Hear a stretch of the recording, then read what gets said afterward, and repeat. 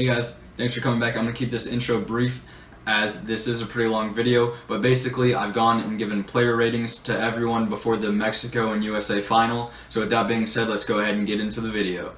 The cross comes in towards Pulisic, the chest control, he has support on his right foot. Christian Pulisic, absolutely brilliant by the American.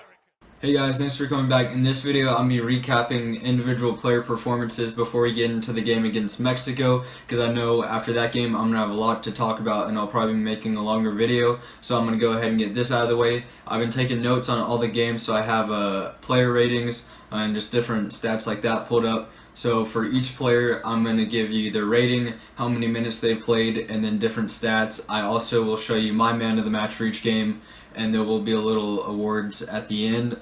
In most of my videos, I start from the goalie and work my way to the strikers. So in this video, I've decided to change that. I'm going to work my way up from the attackers all the way down to the goalkeeper, and I'm going to keep it in alphabetical order. So I'll go attackers, alphabetical order, midfield, alphabetical order, defenders, and then goalkeeper. So with that being said, I do have Ariola first. He has a 6 match rating. He's played 158 minutes. He's been good. He still seems a little injured whenever he plays, like he's not fully fit. He plays a little bit scared. He gets a lot of those through balls over by the corner flag, and he doesn't really fight for that ball like I wish he would. Next I have Daryl Dk. He's at a 6.5 rating. I have weighted each game, so I know he had 2 goals against Martinique. However, that's definitely the easiest side we played, and since then he really hasn't done much. So although he has 2 goals, he was my man of the match against Martinique. But I just feel like he hasn't really stepped up and played up to the expectations that I would have liked Daryl Dk to play at. Then we have Giochini. I've given him a 6.5 match rating as well. However, he's only played 61 minutes, but he still has a goal and an assist in those minutes.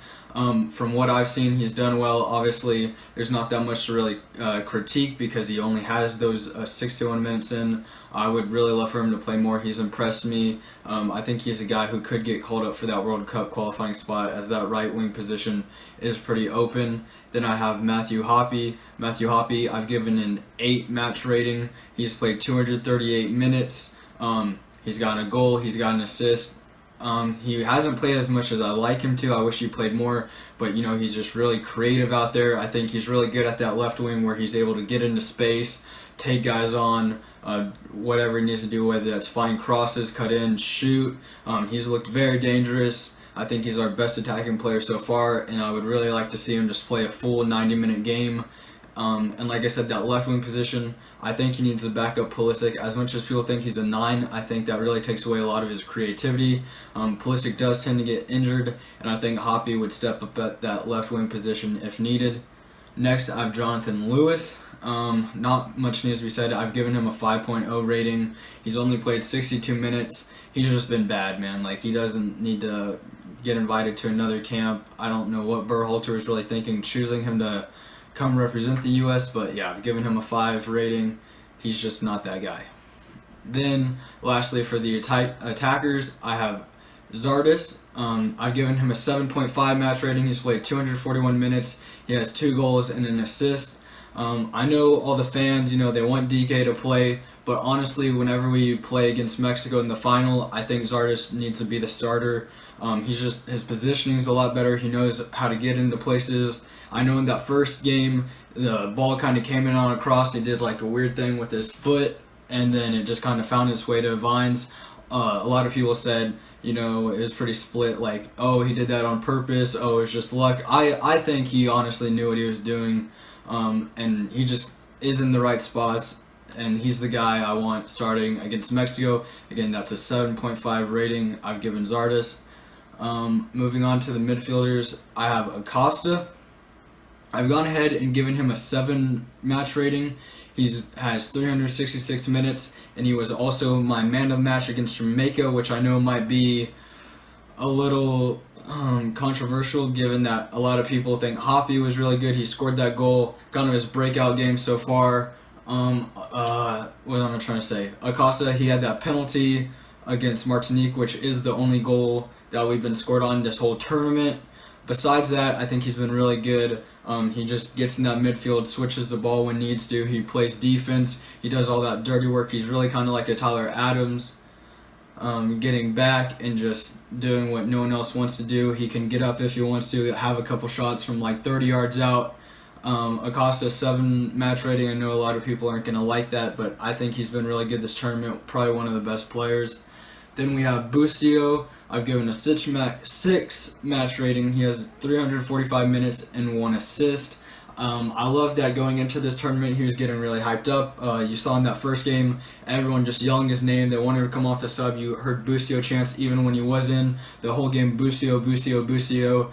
But he really hasn't performed that much. I think he's been playing a lot of games where he's starting, and I really don't see him as a starter yet. I think he needs more time to prepare, and he's probably more of a super sub player or someone who needs to be coming off the bench. For the final game, I know he's been playing in that midfield, and it's good to let him get these minutes, but I don't think that he should start against Mexico. Next, I have Sebastian Lletget with a 6.5 match rating.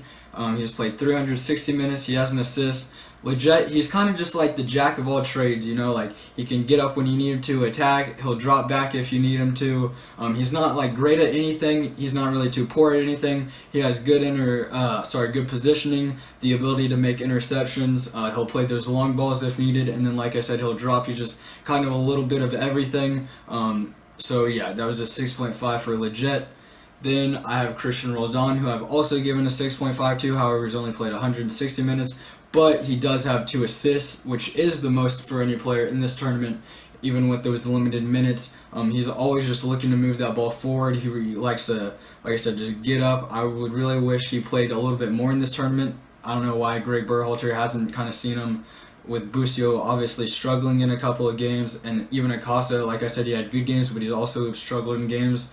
Rodon, I want to see more of him. He's good at advancing that ball and just trying to get it into those dangerous areas.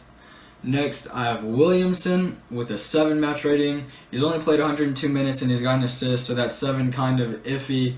I think if he played more, he's just a really good guy. Honestly, I see him as that third option pairing with Lletget and Acosta. He's better than Busio right now, in my opinion, although I do think, Berhalter's trying to let these young players get some experience, which is good. It's kind of what everyone wanted. But if we want to win against Mexico, I think Williamson needs to be starting. He's just really impressed me with his ability to make runs and draw fouls. So yeah, that was a 7.0 for Williamson. Sorry. Next, I have Jackson Ewell as my last defender. I've given him a 5.5 rating, which is the lowest out of any midfielder. He's only played 89 minutes, rightfully so. Honestly, going into this tournament, I thought he got maybe too much hate than he needed. However, I think the fans are kind of getting what they want, as Berhalter kind of seeing now that he's just not that guy. I'm assuming he won't really get caught up into too many more camps in a while. Maybe take a break. I don't know if he really needs to come back, but he's just not really that guy with a lot of these young talents that we have coming. So with that being said, Jackson Ewell is a 5.5. I don't really want to see him coming back to any more camps. Alright, moving on to the defenders. I have Bello first. I've given him a 6 match rating. He's only played 90 minutes. I believe it was just 1 full game that he's played. We haven't seen a lot from Bello. He did seem very indecisive in that game. Honestly, I thought he would be the left back going into this. However, I do think Vines is that guy now. Bello's just been a very average player in that game he played. Next, I have Reggie Cannon. Coming into this tournament, we really thought he was going to be that best guy on the back line playing at the right back. As soon as he got into camp, he got a little injury, nothing serious, but just enough to let Shaq Moore come in. Cannon, really hard to judge. I think I said I gave him a 6 match rating. He's played 65 minutes. There's really nothing to say. He hasn't played a lot for me to judge. But next, I do have Shaq Moore, and I've given him a 7.8, oddly enough. I think he's better than a 7.5, but just not high enough to be an 8 rating. He does have 1 goal, and he has the man of the match against Canada. So he couldn't quite get that 8 match rating. However, he's coming out of nowhere, really stepped up. He likes to move the ball up, get it on that right wing, just get up and up. He'll attack, he'll overlap with whoever that right winger is. He just does a lot of attacking. He's still good at defense. Shaq Moore, 7.8. Next, I have Pines, who I've given a 4.5, lowest rating in this whole team. Only played 86 minutes, needed to play no minutes. He's just not a good guy. He's super tall, but doesn't really use that athletic ability to win headers or do anything that you would want him to do. Pines does not need to play anymore in this tournament. Next, we have Miles Robinson. Miles Robinson, I've given an 8.0. He has 450 minutes. He is the only field player on this team to play every single minute of every single game in the tournament so far. He has a goal. He's my highest defender. He's great in the air. His work rate, I think, is by far the best on the team. He gets up, goes and attacks. He gets back, stays and defends. He'll work that midfield wherever you need him. He's up and down the pitch. He's just a workhorse. Then we have James Sands. I've given a 7.5. He's played 374 minutes. At first, I thought Sands was really indecisive and just really slow with his thought process. But as the tournament's gone on, he's really started growing on me. I've seen that he's really good at defending. He's kind of like legit, where he's kind of the jack of all trades when it comes to defending. He'll stop those air balls. He'll drop and get the interceptions, just kind of wherever you need him to be. So yeah, 7.5 for Sams, and it's going to be the same for Vines, who I've also given a 7.5 to. He's played 360 games, has that one goal. That one goal was the winner against Haiti in our 1-0 win. I really like how he gets up into the midfielder, even though he's only a left back. He'll get up in that midfield attack. He does kind of overlap a little bit with the left wing, not as much as Shaq Moore does on that right wing, but he likes to get involved in that midfield and sometimes get into the attack. He also just does a great job of defending. And then next, I have Walker Zimmerman, who I've given a 6.5, 184 minutes. Really not much to be said about Walker Zimmerman. He does exactly what you think he'd do. It is kind of sad he got that injury, as he's a great leader of the team. He definitely commanded that back line when he was in, and you just kind of knew exactly what you were going to get from him. He keeps the ball in front of him, and he's just a great leader. Alright, getting into the goalkeeper, we have Matt Turner, who I've given an 8.5, highest rated on the team. He's played all 450 minutes in this tournament, has 4 clean sheets from 5 games. That one goal he got scored on against Martinique came from a penalty kick.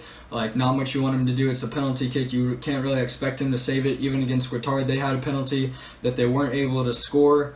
Matt Turner's done great in this game against Qatar. He stopped a lot of shots that definitely could have gone in, including little deflections and stuff like that I don't think a lot of other goalkeepers can do. And I think he's a huge reason why we're going into this final against Mexico. And I think he could be a huge reason why we win the final against Mexico. It's really just whose goalkeeper is hot at the right time. And I think Matt Turner is going in fire into this last game.